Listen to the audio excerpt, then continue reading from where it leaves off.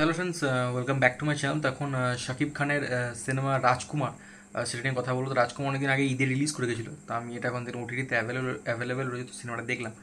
সিনেমাটা কেমন রয়েছে সেটা নিয়ে কথা বলবো। তো রাজকুমার সিনেমাটা যেহেতু হিমাল আশরাফ এবং যিনি প্রডিউসারের নাম ঠিক জানি না, সরি ফর দ্যাট। তো তাদের এবং শাকিব খান এই প্রডিউসার ডিরেক্টর অ্যাক্টর কম্বোর সেকেন্ড ছবি। মানে আগের ছবিটা ছিল প্রিয়তমা, ওটা দেখেছি আমি। এবং এটা হচ্ছে সেকেন্ড ছবি। তো এটা একটা নর্মালি একটা জেনারেল কম্প্যারিজন চলে আসে, অটোমেটিক্যালি একটা কম্প্যারিজন চলে আসে যে সিনেমাটা ওর তুলনায় কি বেটার হয়েছে না ওর তুলনায় একটু কোয়ালিটি ডিটোরিয়েট করেছে।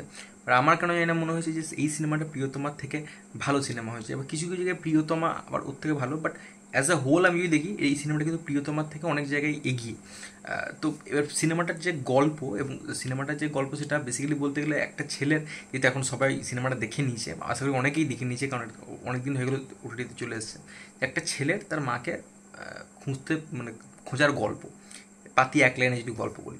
এবার এইরকম ধরনের যে গল্প, ওয়ান লাইনের গল্প শুনে যেটা মনে হয় যে এই সিনেমায় ইমোশনাল পোর্শনটা খুব ভালো ওয়ার্ক করা উচিত, যেহেতু মা আর ছেলের বন্ডিং নিয়ে গল্পটা।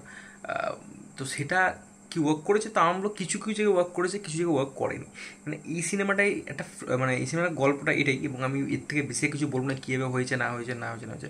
যে শাকিব খানের ক্যারেক্টারটা যে স্যাম, সে সে আমেরিকা যাওয়ার জন্য খুব বেশি পরিমাণে এক্সাইটেড, আমেরিকা যেতে চায় কোনো না কোনোভাবে। এনি হয়তো আমেরিকা যেতেই হবে, কেন যেতে হবে সে বুঝতে, কেন যেতে হবে তো আর বলছি না আমি। এবার এবার সে কীভাবে যায় আমেরিকা, এবং তারপর নায়িকার সাথে তার একজন নায়িকা বিদেশি, সে তার সাথে কীভাবে পরিচয় হয়, এবং তারপরে সে কি যে কারণে আমেরিকা যেতে চায় সেটা কি তার পূরণ হয় কি হয় না, সেটা দেখতে গেলে আপনাকে রাজকুমার সিনেমাটা দেখতে হবে। ফার্স্টে আমি সিনেমার যেটা আমি ফার্স্ট কথা বলবো যে নায়ককে নিয়ে, মানে শাকিব খানকে নিয়ে কথা বলবো। শাকিব খানের প্রথম যখন সিনেমাটা যখন শুরু হয় তখন শাকিব খানের অ্যাক্টিং আমার ভালো লাগছিল না, ঠিক আছে। এবং আমি বুঝতে পারছি যে শাকিব খানকে ডিরেক্টর এরকমভাবে অ্যাক্টিংটা করতে বলেছে বলেও এরকম টাইপের একটু অড টাইপের অ্যাক্টিং লাগছিল আমার দেখতে, যে গ্রামের ছেলের একটা এমনভাবে অ্যাক্টিংটা পোর্ট্রে করেছে। তো সেটা আমার একটু দেখে মনে হচ্ছিল যে অ্যাক্টিংটা নিয়ে সমালোচনা করবো। বাট সিনেমাটা যত এগিয়েছে, সিনেমাটা যখনই আমেরিকাতে শিফট হয় এবং ওখানে তারপরে যখন যত ইমোশনাল সিন আছে তারপর অনেকগুলো, সেখানে কিন্তু শাকিব খানের পারফরমেন্স খুবই ভালো, লিটারেলি খুব ভালো পারফরমেন্স দিয়েছে সে। এবং শুরুর দিকে সে গ্রামের ছেলের দিকে একটা রোল করছিল যে যার মধ্যে একটা জলি ব্যাপার আছে, but at the same time সে ইনোসেন্টও। তো সে একটা মানে আবভাব সে প্রকাশ করার চেষ্টা করছিল, তো সেইটা আমার ক্ষেত্রে কোনো না কোনোভাবে ওয়ার্ক করেনি। বাট যখন সেটা ম্যাচিওর অ্যাক্টিং দিকে করছিল, যখন আমেরিকা শিফট হয়ে যাওয়ার পরে তার অনেক সিন আছে ইমোশনাল, তো সেইখানে তার অ্যাক্টিং কিন্তু সত্যিই খুব ভালো, সত্যি রিয়েলি খুব অ্যাপ্রিসিয়েট করার মতো পারফরমেন্স দিয়েছে। তো এটা কিন্তু প্রিয়তমার থেকেও খুব ভালো পারফরমেন্স দিয়েছে। প্রিয়তমার তো লাস্ট কিছু কিছু কিছু সিনে পারফরমেন্সটা বেশ ভালো ছিল, আর বাকি ওভারঅল সিনেমাতে পারফরমেন্স করে ভালো ছিল না। বাট এখানে কিন্তু সিনেমাটা আমার মনে হয় 40-45 মিনিট পর সিনেমাটা আমেরিকাতে মুভ করে, এবং তারপর থেকে শাকিব খানের পারফরমেন্স কিন্তু ধীরে ধীরে ধীরে আমাকে সারপ্রাইজ করছিল। শাকিব খানের পারফরমেন্স খুব ভালো হচ্ছিল তারপর থেকে, এবং ক্লাইম্যাক্স পর্যন্ত সে সেটা মেনটেন করেছে এবং খুব ভালো পারফরমেন্সে ডেলিভার করেছে। আচ্ছা, এবার আমি পারফরমেন্সের কথা বলছি, তখন নায়িকার কথা বলি। তো নায়িকা যিনি হয়েছেন, মানে মানে এটাই মানছি যে আমেরিকান বিদেশি একজনকে নিয়েছে, তো তার বাংলাটা ওরকমই হবে, সেটা নিয়ে আমার কোনো প্রবলেম নেই, তার বাংলা ওরকম হওয়াটাই স্বাভাবিক। বাট বক্তব্য হচ্ছে মুখে তো এক্সপ্রেশন থাকতে পারে ভাই, একটা ফেশিয়াল এক্সপ্রেশন বলে তো ব্যাপার আছে।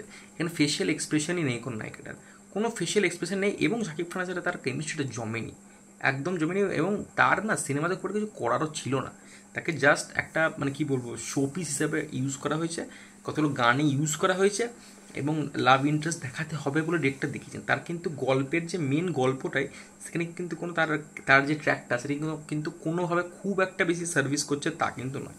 মানে তার ক্যারেক্টারটা না থাকলেও আমার মনে হয় না খুব একটা গল্পে কিছু ফারাক পড়তো বলে, এবং এটাই বলার। এবং পারফরমেন্স তো খুবই বাহিয়াত পারফরমেন্স হয়েছে, জাস্ট মানে প্যাথেটিক খুবই প্যাথেটিক বলবো আমি। তার বাংলা সেটা তো প্যাথেটিক অবশ্যই, বাট সেটা তো আমার প্রবলেম ছিল না। বাট তার কাছে এটাই এক্সপেকটেশন আমার, বাট আমার এক্সপেকটেশন ছিল যে অন্তত ফেশিয়াল এক্সপ্রেশনটা থাকবে কিছু, বাট ফেশিয়াল এক্সপ্রেশনও তার মধ্যে নেই। আচ্ছা, বাকি তার বাবার চরিত্রে যে অভিনয় করেছে শাকিব খানের, তার অভিনয় বেশ ভালো, এবং তার ঠাকুমার চরিত্রে যে অভিনয় করেছে দিদা চরিত্র, তার পারফরমেন্স, ঠাকুমার চরিত্রে যে পারফরমেন্স করেছে তার পারফরমেন্স খুবই ভালো। এবং মায়ের চরিত্রে মাহি পারফরমেন্স ভালো। তো ওভারঅল পারফরমেন্স কিন্তু বেশ কয়েকজনেরই ভালো। আচ্ছা, এবার স্ক্রিন প্লে কথা বলি আমি। স্ক্রিন প্লে প্রথম সিনেমাটা যখন শুরু হয় এবং লাস্ট যখন সিনেমাটা দেখবেন আপনি, কোনো সিনেমাকে সিনে কিন্তু বোর লাগবে না, এটা কিন্তু মানতে হবে। সিনে কোনো বোর, প্রায় 2.5 ঘন্টা সিনেমা, বাট আমার একটা বক্তব্য আছে এখানে, কিছু কিছু সিন, কিছু কিছু লং শট নেওয়া হয়েছে, যেগুলো আমার মনে হয় ট্রিম করা যেত, মানে 10-15 মিনিট ইজিলি কাটা যেত, মানে সিনেমাটা 2 ঘন্টা 10 মিনিট 15 মিনিটের মধ্যে আরও রাখা যেতে পারতো বলে আমার মনে হয়েছে। আদারওয়াইজ স্ক্রিন প্লে কিন্তু ফাস্ট, স্ক্রিন প্লে এঙ্গেজিং, শুরু থেকে সিনেমাটা টু দ্য পয়েন্ট চলে এবং সিনেমাটা সেই গতি ধরে এগিয়ে যায়, এবার কোনো উল্টো পাল্টা ইয়ে নেই। বাট কিছু কিছু জায়গায় এখানে নেগেটিভ একটা আছে, আমার সেটা পরে বলছি। আর টেকনিক্যালিটি কথা বলি আমি, তো প্রিয়তমার থেকে বাজেটটা বেশি পেয়েছে এবং আমেরিকায় শ্যুটও করেছে দেখছিলাম। তো এবং এখানে একটা ব্যাপার যে লোকেশন, গ্রাম বাংলাটা যে প্রথম থেকে যেভাবে দেখিয়েছে, খুব অল্প দেখিয়েছে বাট যেটুকু দেখিয়েছে, এবং আমেরিকাটা যেভাবে দেখিয়েছে, তো লোকেশনগুলো খুব ভালো চুজ করেছে। এরকমভাবে গ্রাম বাংলা খুব একটা আমাদের পশ্চিমবাংলার যে সিনেমাগুলো সেখানেও দেখতে পাই না, বাংলায় এসে তো আমি ঠিক খুব একটা বেশি দেখি না, তো বলতে পারবো না আমি আমার দেখা। বাট সেটা দেখে আমার ভালো লাগলো, এবং আমেরিকা যেটা শ্যুট করেছে প্রিমিয়াম একটা ফিল দিচ্ছে, তো প্রোডাকশন ভ্যালু বাড়িয়েছে, সেটা দেখতে ভালো লাগছে। এবং আইসুদিং দেখতে ভালো লাগছে, যেভাবে শুটিংগুলো করেছে, যেভাবে ক্যামেরায় সিনগুলোকে ক্যাপচার করা হয়েছে, ওভারঅল লোকেশনগুলোকে, সেটা দেখতে বেশ ভালো লাগছিল। তো এটা ছিল ওভারঅল টেক। এবং মিউজিক নিয়ে কথা বলতে গেলে ফার্স্ট যে কথাটা বলতেই হবে সেটা হচ্ছে যে শাকিব খানের এন্ট্রিতে একটা গান আছে, সেই গানটা মানে কী বলবো, মানে যেমন কেওড়া গান যে ধরনের হয় আর কি, এটা সুপারস্টারকে এস্টাবলিশমেন্টের গান। বাট এইটা যে ধরনের সিনেমা, সেখানে গানটা রিকোয়ারমেন্ট ছিল না, বাট তাও এটাকে দিয়েছে মেগাস্টার শাকিব খানের ফ্যানদের কেটার করার জন্য। সেটা ঠিক আছে, আমি কিছু বলতে পারি না, সেটা ডিরেক্টরের কল, সেটা ক্রিয়েটিভ কল, সেটা আমি কিছু বলি না। বাট গানটা খুব ভালো লাগেনি আমার, এবং গানটা সরিয়ে দিলে আমার মনে হয় না খুব প্রবলেম হতো। শাকিব খানকে ওই গানটাতে আমার ঠিকঠাক মানাচ্ছিল না, ঠিক আছে। এবং ঠিক আছে, আর বাকি একটা গান যেটা মা, যে গানটা, সেটা লিটারেলি খুব ভালো গান, গানটা সত্যিই খুব ভালো, এবং প্রিয়তমা টাইটেল একটাও ভালো ছিল। এখানে এই মা গানটাও ভালো, এবং বরবাদ গানটাও ভালো। আমি বলবো না যে মিসপ্লেস, কিছু কিছু গান মিসপ্লেস, বাট এক দুটো গান গল্পটা এগিয়ে নিয়ে যায়, সেটা একটা বলা। আর আমি যদি কথা বলি, এটা নেগেটিভ যে একটা ক্যারেক্টার আছে, সেটা বা দেখাচ্ছে যে বাংলাদেশের নামে, মানে দেশকে নিয়ে সে একটু ছোটো ছোটো মানে বাজে কথা বলে থাকে, শাকিব খানকে বলে আমেরিকায় যাওয়ার পর সেই লোকটি, এবং পরে দেখা যায় সেই ক্যারেক্টারটি কিছুটা হচ্ছে, এবং একটা ইমোশনাল একটা করার চেষ্টা করা হয়েছে। বাট আমার বক্তব্য যে সেই ক্যারেক্টারটা যদি না থাকতো, বা সেই ক্যারেক্টারটা ইমোশনাল করে দেওয়ার জন্য মানে দেশকে নিয়ে কিছু বলছে, ডায়লগগুলো দিচ্ছে, সেটা মানে যদি না থাকতো তাহলে কিন্তু কোনো খুব একটা অসুবিধা হতো না। মানে মেন যে গল্পটা, সেখান থেকে অনেক এই জিনিসটা দেখে সিনেমা রানিং লেন্থ থেকে একটু বড় করছে বলে আমার মনে হয়, ওটা জাস্ট দিতে হবে বলে দিয়েছে, আদারওয়াইজ ওটা কিছু দরকার ছিল না। এবং কমেডি পোর্শন আমার জন্য সিনেমার ক্ষেত্রে আমার কমেডি পোর্শন করে ওয়ার্ক করেনি আমার ক্ষেত্রে। আর সিনেমার লাস্ট সিনে শাকিব খানের সাথে তার মায়ের একটা সিন আছে, তো সেখানে আমার মনে হয় যে সেই যে সিনটা, সেই সিনটা আর একটু বাড়ানো যেতে পারতো, সেখানে মা ছেলে বন্ডিংটা আরও ভালোভাবে দেখানো, সেই ইমোশনাল ব্যাপারটা আরও বেশিভাবে এস্টাবলিশ করা যেতে পারতো।